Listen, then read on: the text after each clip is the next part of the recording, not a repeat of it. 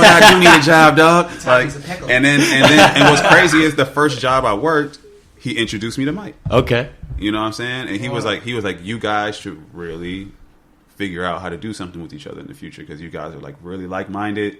You know, both of you guys, your food style is really similar. Like, right. He's like, maybe you guys might be able to work some shit out. You know what I'm saying? So me, I had this thing where when I first started my business, I would try to hire people and people would not show up. Yeah. It basically still happens to this day. Yeah. 100%. You know what I'm saying? So it's like, I just never hired people. Now, and I started my LLC in 2015. So all of the work that I was doing by myself. Yeah. You know what I'm saying? I didn't hire a fucking soul. You know what I'm saying? So when he told me that, I'm like, oh yeah, that sounds good. But in my head, I'm like, fuck out of here. He ain't gonna show up. Like, you know what I'm saying? Yeah. I'm like, fuck out of here. Like I'm not working with nobody. You know what I'm saying? So like, and it was still like that for a very long time. But me and Mike had started to build a rapport with each other. You know what I'm saying? Regardless of the fact, like I never really invited him into my business, but I would let him know what I had going on. Like I never was like, oh yeah, come work with me or like, you know what I'm saying? I was just like, yo, I'm doing this. Yeah, I was like, bro, I'm a very unapologetic black chef, and I love food. And he was like, that's crazy because so am I. You know what I'm saying? So I'm like, this is fucking great. I'm like, bro, do you want to hit this J? Like, he's like, yes, bro. Like, you know what I'm saying? He's like, I'm already high, but yes. Yeah, it was a rap. It was a rap. I thought it was so crazy that Daniel kind of knew. Yeah, he knew that we were gonna kind of get along anyway. He had vision that we didn't have because he had insight on our lives, right? Outside of so when I met Daniel, I was at Toast when I met Daniel.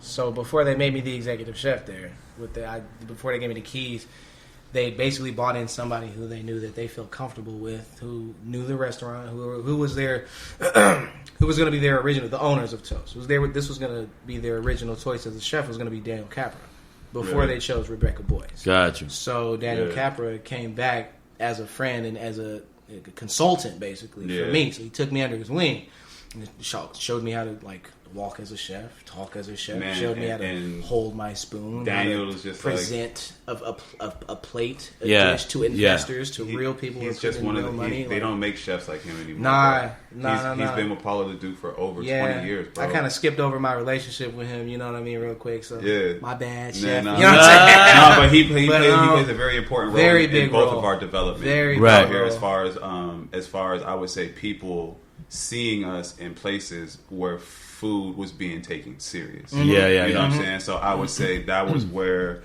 we both kind of got our foot in the door as far as like... He put us in the right circle. The right circle of people to not only work with, but interact with. Right. Not necessarily on an everyday basis, but at least to know and like have as a reference point. Mm-hmm. You know what I'm saying? Because I think ultimately Daniel knew that both Michael and I were going to figure out how to do what we wanted, we fucking wanted to do. You know what I'm saying? Because I was already doing that. You know what I'm saying? So like after the pop-up shit stopped because the restaurant sold, you know what I'm saying? They sold to the fried chicken spot that's still there today. I was jumping around everywhere, you know what I'm saying? I was working for this goofy ass company called Pear. I don't fuck with y'all either. We ain't gonna talk about that. But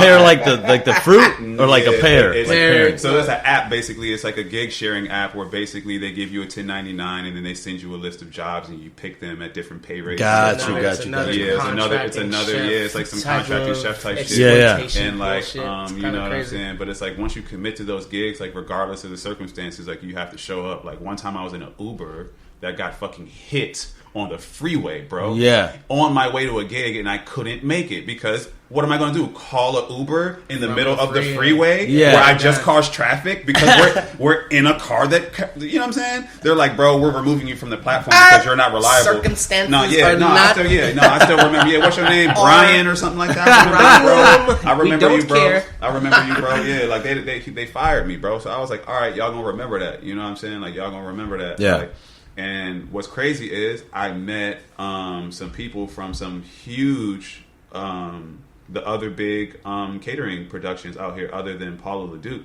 and that's Byright and Foxtail Catering. Right. Those are those so now the guys that are running these programs are taking me under their wing. They're like, bro, you're really good at this catering stuff, like scaling out numbers, like setting up hot boxes, like you get this shit done fast. Like, bro, are you trying to like run some of our programs? I'm like, hell yeah. So they scalped me. You know what I'm saying? They took me from Pear and they were like, bro, we'll take care of you. and they was cashing me out. You know what I'm saying? They just giving me like independent contractor rates. So now I'm just like jumping around the city catching checks from everyone doing like large scale consulting. Right. You know what I'm saying? Like for like large productions. You know what I'm saying? So I wasn't trying to work for nobody. I was like, fuck it. You know what I'm saying? I never got hip to that until I met him. Yeah, and it like so then he's working at, now fast forward like just before the pandemic, he's at Tribune, which was, I mean, like, dog, I mean, like, I'm from Oakland and I get to work at the Tribune Tavern. You know what I mean? Like, yeah, it's huge. Like that to me was like, I'm home run. I made it. You know what I mean? Like to me, I love the fact that the restaurant was centralized downtown, bro. You know what I'm saying? Yeah, it was dope. It was a dope spot. It was great for me. It was, and I got a lot of attention from you doing did. that. You got the platform that he deserved. You know what I'm saying? Because I'm restaurant. He got to put his food together. Though. Yeah. I grew up in restaurants. When I say grew up, I mean like I spent the last 10 to 15 years of my life in restaurants. Well, there's a certain structure there. Yeah. You know what I mean? Yeah, you know where you fit. You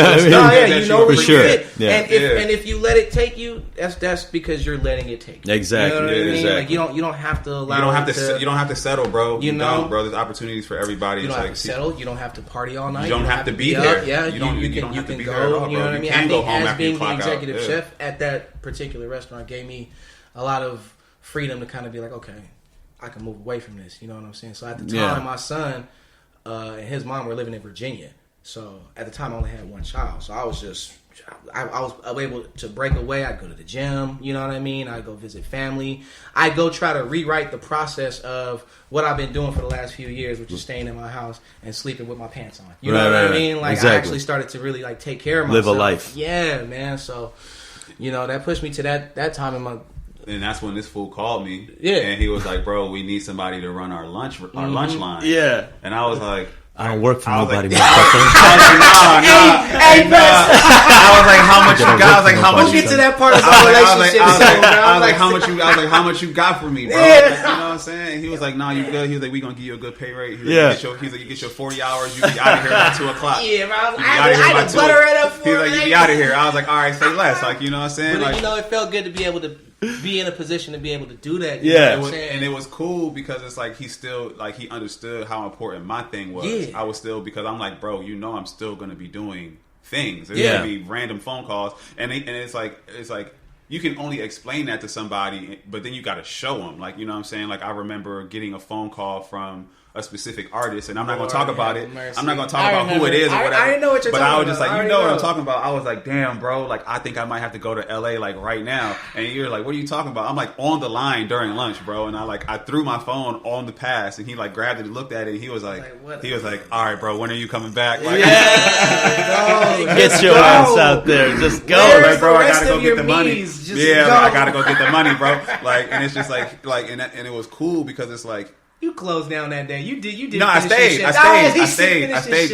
because they wasn't trying to shoot me the money. You feel me? Like, I'm like, if you is that why? I'm like, if you don't send me the money, I'm not leaving. You feel me? So it's like, let him go. But he was gonna give me the benefit of the doubt anyway. Had to, because he already saw it. Like he said, he was like, he wasn't really sharp to what I was doing exactly. Mm-hmm. He wasn't exactly sure how I was going about it. And I'm right. I was like, these business opportunities are out here, bro. You don't got to be stuck to no rest. Like, that was like my shit. I was like against restaurant groups, bro, because every time I join a group out here, so crazy. They take so much of my style, bro. They take so much of the way that I set up, the way I break down, the way I organize. That's rough. They take it, bro, and then they just like flee you. They're like, oh, well, we got what we needed from you, bro. You know what I'm saying? And it's like, I'm not gonna put nobody on blast, bro, but a lot of people that are doing great right now, they're doing great because I helped them, bro. You know what I'm saying? And it's like, that's when I was like, I'm done. Mm-hmm. I'm done with it. I'm not going to help nobody. I'm about to get my own shit. Exactly. And then everybody's going to be salty about it. You right. know what I'm saying? And it's like, I think a lot of, for me, getting to know him was like those times at Paulo LeDuc where we would just take those trips back. We had to drive really far. Those Napa trips, bro. And then we would talk about philosophy. That's where I really got to know him as a human before him as a professional. Right. You know what I'm saying? So a lot of it was, you know, a black man. I care about this. I care about that. My pops was a Panther. You know my pops was a Black Panther. You know what I'm saying? Same here. You know what I mean? And we really, you know, like we bonded off of that. You know what I'm saying? So that created the bond. But the level of professional respect that I got for him didn't come until damn near like right at the pandemic. Like, right in the beginning of it. Because when the pandemic hit. nothing stopped for me. Yeah. Like, because I was making moves to secure a microfinancing loan before the pandemic hit. And it was for a substantial amount of money. You know what I'm saying? So I would be leaving from work, going to go get this shit set up. And then right when the pandemic hit, bro, like I had all these clients that had me booked, and I was going to do this, that, and the third. Like, I had just done this huge job for JP Morgan. Like, they had, like, sent me so much money, bro. I was, like, set. You know what I'm saying? Pandemic hits. Got to give everybody their bread back. Oh. But I secured the loan. You feel me? Got so it's you. like, so I'm like, all right, now I'm about to spin this shit. I'm about to turn this shit into product placement. You know what I'm saying? Like, I'm about to build a database, like, through Instagram by asking people for their first and last name, their address, their email address, like, you know what I'm saying, and their phone number, and then I'm just gonna make a huge like campaign. Like, I started selling merch. I started the Spice Blend with Spice Tribe and SF. You know what I'm saying? Like, bro, the first merch capsule I did, I made 10 bands, bro. This is during the pandemic. Yeah. You feel what I'm saying? I'm sitting in the house, bro. All I gotta do is go across the street to the post office and send some packages and go back in my fucking house.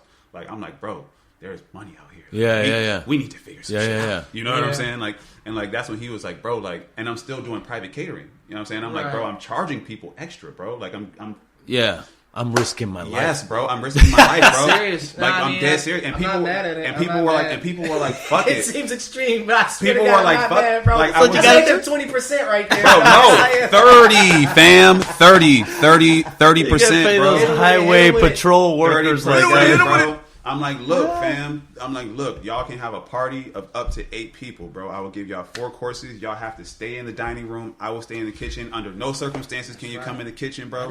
I'll keep a mask on. I'll have hand sanitizer, bro. I'll drop all the plates, and then I will clean up and leave, bro. And then people are like, yes. Perfect. And Yeah, I'm like, yeah. bet. I don't got to do nothing. I'm like, yeah, bet, bro. yeah. I'm like, bet. Yeah. I'm like, bro, we don't have to go back to restaurants. I'm like, think what it- happens if we go back to restaurants? I think and it then came to a point where we had another to, like, variant breaks out. Or 100%. we had to combine forces for sure. Yeah, I think that was it, because like also in the beginning of it, because he told me that shit was moving still. Like, Yeah. the whole the private chef shit That was shit moving is still. boom. Pandemic. That wasn't a part of my. I know a lot of people are like, shit, "Oh, you know the what I'm pandemic saying? fucked me up, bro." The pandemic was great to me. The other fucking great. The other little social experiment that we did was when The delivery thing. yeah, so in the beginning of the pandemic, after Trivia and Tavern closed down, I was reached out to by May German. Shout out to May. Hey, girl.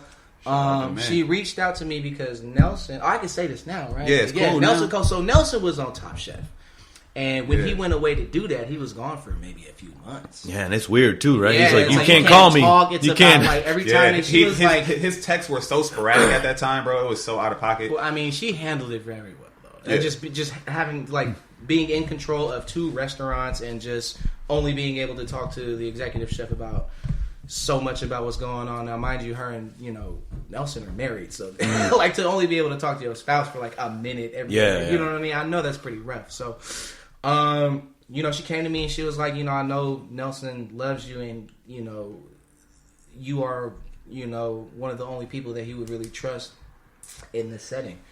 So, why don't you come in, put a menu up. Yeah. Let's just, let's start from there. We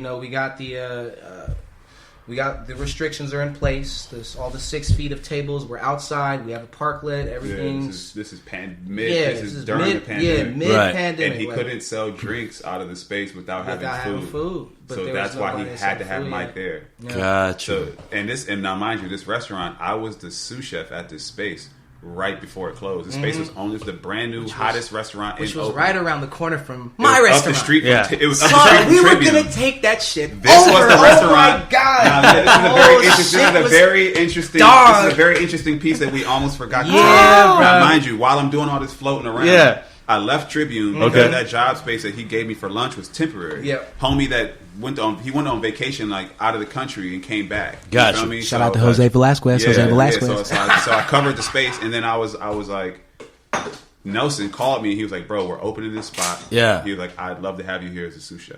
You know what I'm saying? And he was like, bro, I'm going to make an offer, and I don't want you to take it. I want you to take the second offer. Mm-hmm. I was like, all right, bro. He was like, bro, I want you to come and be the chef here for $50,000 a year. And I was like, no. And he was like, okay, well, how's 70 with benefits sound? Yeah. I was like, great.